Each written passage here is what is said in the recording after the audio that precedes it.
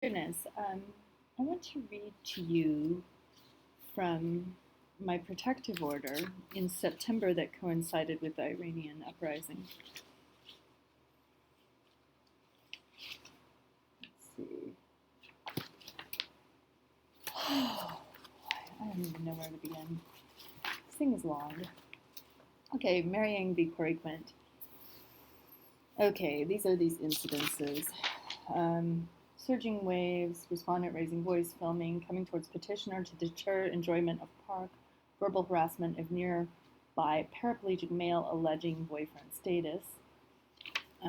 Respondent put hand around petitioner's throat. When questioned, respondent began physically poking and prodding petitioner mockingly. Respondent continued to verbally degrade petitioner. Respondent begs to have shelter, repeatedly tries to rip clothes off petitioner. Respondent takes off his pants and attempts to have sex with petitioner, who runs to the restroom. Respondent begs for shelter, puts hand around petitioner's throat. Petitioner goes to the restroom to get out of the situation. The throat is a very sensitive part of the body, and a person of greater physical strength should never coerce and intimidate a human being in such a way. Non-consensual hand around the throat move has caused me to live in fear of coercive homicidal male violence. Respondent left the jurisdiction for several months to avoid criminal investigation and returned to intimidate petitioner. Okay, on September 3rd and September 13th, Officer Grover spoke with me about the most recent incident. She's willing to take a criminal report. On July 17, I became aware that respondent came back to Clatsop County from Fortuna, California. I immediately emailed Officer Hansen asking him to question Quint about his hand on the throat move. Except for seeing respondent in Seaside once in April, it is my understanding he left this jurisdiction to deter me reporting his hand on the throat move to authorities. The first time I noticed his excessive attention to me, I felt fearful of him as early as November 2021. Numerous times in discussions of homeless violence, he takes the side of perpetrator. It is my understanding his intimidating hand on the throat move may reflect his feelings of inadequacy regarding his poverty or body or past psychotic feelings for his baby mama. I immediately felt sorry for him for making such a disturbing decision as to put his hand on my throat. I estimated he was unwell mentally. I feared angering him. Indeed, confronting him on the behavior in the presence of a friend ignited his temper at me. He asked, "Do I have to ask consent for this?" and poked me repeatedly with both hands, mocking the concept of consent. I assured him I have never had any interest in choking or strangulation, and there is zero reason to assume anyone would. The element of surprise and fear he used to coerce and frighten me, I consider this non-consensual act to have permanently frightened me, including activating PTSD, fight, flight, or freeze. When I attempted to explain this, he defended past male abusers. Approximately August 22, he stood outside the store waiting for me until I have to gesture my unwillingness to have contact, stared at me excessively on the Riverwalk, September 12th, September 14th, 2022. I told him never to speak to me again in March 2022 and stopped attending filling empty bellies. His behavior to me has caused huge loss of enjoyment of life due to my patterns of avoidance and the inconvenience of avoiding public places. When I attempted to report his hand on my throat to Aaron Carlson, May 19th, Ozark, Iraq responded by trespassing me from Lifeboat. I do not think victims of gender-based violence should be punished for reporting violence. In the same letter, I described the culture of dirty jokes and sexual innuendo to homeless women and even physical cornering of me by Ozark, Iraq. On September incident, Quint was verbally scolding me also for reporting Ozark, Iraq's misconduct to relevant authorities. That week, I had emailed Aaron Carlson a letter spelling out the identity of the client who did the hand-on-throat move referred to in the May 19th letter. On March 26th, when I attempted to discuss the hand-around-the-throat incidences with the respondent, he said additional alarming things. If he found a wallet, he would keep the money inside. Perpetrators sometimes are more qualified for a job. Women will always suffer violence and pay discrimination. A black man will never be mayor of Astoria, Oregon. I mentioned his white male privilege as a part of why he was behaving as if he has a right over my body.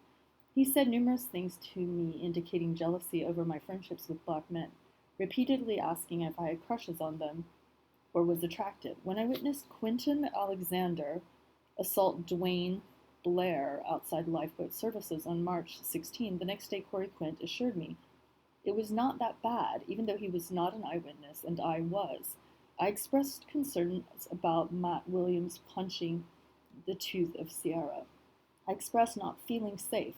Corey Quint spoke to me dismissively of those concerns. I asked Corey Quint to help me whistleblower reports Ozark, Iraq uses terms blue balls around homeless women. Despite hearing this himself, he would not stand up for homeless women, forced to listen to this type of crudity in exchange for a free meal.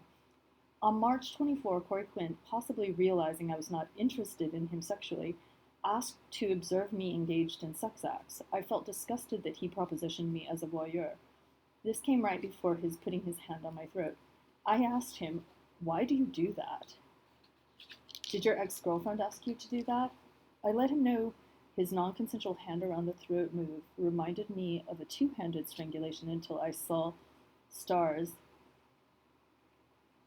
in 2002 after a rape and kidnapping. He proceeded to verbally abuse me about that rape, stating that he had questions. He undermined the accuracy of these events despite not being a witness or victim in that crime. Previously, he criticized me for putting myself in danger. I told him women should not live like prisoners.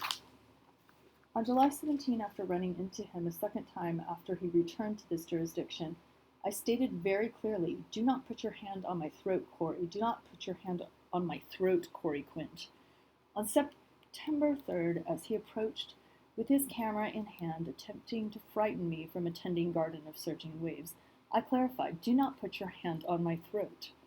Twice. After his strange behaviors, people I spoke to told me he sometimes smoked meth. It is possible that he was smoking meth around the time of the March incident. He told me not to criticize meth until I try it.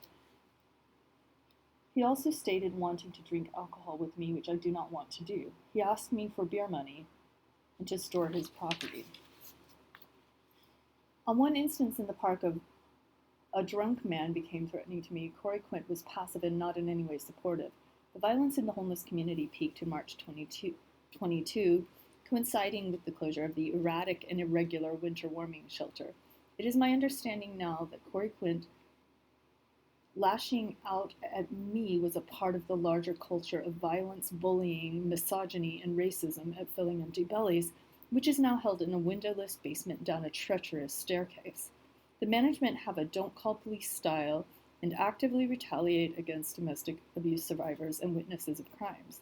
The culture of authoritarianism and prison manners spills over to the community.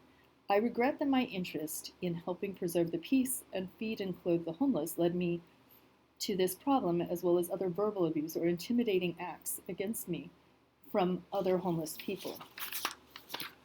In other homeless scenes, a culture of safety strives to protect anyone being targeted, not in Astoria. I find that the culture of Filling Empty Bellies allows abuse to fester.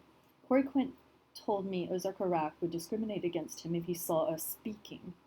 It was commonly understood that Ozark, Iraq had a hatred or prejudice against me. This may be a possible motive why Corey Quint did his bullying hand on throat move. When I tried to speak to Quint on March 26, it was clear he had short-term memory loss or a pattern of intentional forgetting, as I asked him why he said certain things and he completely denied saying what he had said the day before. This may be related to alcohol and marijuana-related memory loss. Corey Quint witnessed Ozark, Iraq threatened to deny meals to anyone who even gave a snack to someone Ozark, Iraq put on a starvation diet in December 2021. The use of starvation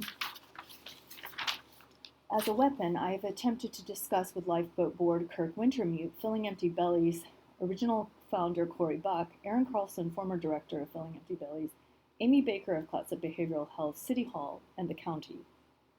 Clatsop. The atmosphere of unsupervised brawling, Americans with Disabilities Act violations, discrimination, and draconian meal denial is the culture from which Quint's hand on the throat move arose. Clients are expected to stay silenced under threat of meal denial. Food poisoning is not reported due to fear of denial of meals. Matt Williams told me Corey Quint had an explosion stating, "I am a monster," in Seaside, Oregon last spring. When Dwayne Blair was cutting his face with a knife in Garden of Surging Waves, Corey Quint witnessed this. He also witnessed Jonathan doing a violent kicking brawl in March. Ozark Rat cornered me, demanding that I come into his basement office with him approximately February 22. Might have been like February 16. Let's see. Due to reports of numerous homeless women of his using sexual innuendo, I felt unsafe. I had witnessed Ozark having a temper about a man I later knew as Trax or Adam Eastman. Corey Quint invasively asked me about my speaking with Trax and his friend Dre. Corey Quint apparently has a possessive and jealous need to control my social interactions, as demonstrated also in his bizarre tirade against a paraplegic in a wheelchair September 3rd, 2022. He accused of being her new boyfriend as he filmed him for his YouTube channel, I presume. The paraplegic was also assaulted by Quentin Alexander, 6/29/22, outside Lifeboat Services. Blood streamed down his face. He needed stitches and staples. I wrote to Erin Carlson, her Beacon Clubhouse member, doing this additional assault. I was sent numerous threatening letters and accusatory and silencing letters from Kirk Wintermute, Joshua Stellman, and Ozark Iraq. They demonstrated no interest in finding out about this assault, the ADA abuse, or other safety and security issues, including Corey Quint's behavior to me or other predatory situations affecting vulnerable people I care about.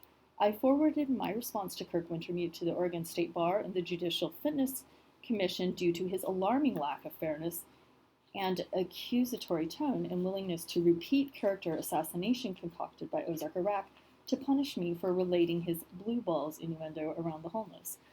I wrote Erin Carlson my dismay. A man in a wheelchair was assaulted by the same man I witnessed assault Dwayne Blair in March. I let Erin know Corey Quint's identity the throat incidents. I was clear that in the atmosphere of verbal abuse, crudity, and misogyny at Lifeboat, I had been repeatedly verbally abused and propositioned or exposed to violence or the need to break up fights. A meth needle junkie, Monkey, Robert Vandervelde, brandished a dildo at me at the park. A homeless woman verbally abused me for 2 months. James Hahn propositioned and threatened me. Jonathan repeatedly sexually propositioned me, including relating info that Corey Quint was talking about me in a degrading sexual way with him. I explained to Jonathan that Corey Quint terrified me by putting his hand on my throat. I explained to Griffin yesterday. He said he could see the monster side under Corey Quint's hippie persona, fake hippie persona. Corey Quint may have witnessed Glenn Longfist assault Dan Kennedy, Christmas 2021. Dan Kennedy suffered a skull fracture, hemorrhage, and hematoma due to brain injury outside Downtown Market and filling empty bellies. Corey Quint may know info about the disappearance of Glenn Longfist. Glenn was a friend of his mutual friend, Vanessa. Vanessa told me she put her hand on Eric's throat, almost crushing his voice box. It is my understanding Corey may have gone to California with Vanessa and Eric after Glenn's disappeared. Glenn was said to be seeking an 8-ball in Seaside. I have texted Vanessa asking if she knows if Corey Quint has returned to Clatsop to stalk me. I have also asked numerous male friends to speak with him about the throat choke move. I have alerted all homeless women and men I know about the danger he may do this again. I've told him not to ever do this again. Okay, so on September and March incidents, respondent raised his voice, displaying alarming lack of remorse, dismissiveness, victim blaming, including denying true facts regarding his non-consensual hand around the throat of petitioner. Woo! Yoo-hoo! Thank you, Bo Peterson, the only main judge. I mean, they've got a lot of secondary judges. I don't know. They have 3 main judges and then like some other judges. But Bo, who prosecuted Ben for like slamming me to the kitchen floor and not trying to break my neck, thought this was creepy enough to get a stalking order issued on Corey Quint of San Diego, really? Eureka, California?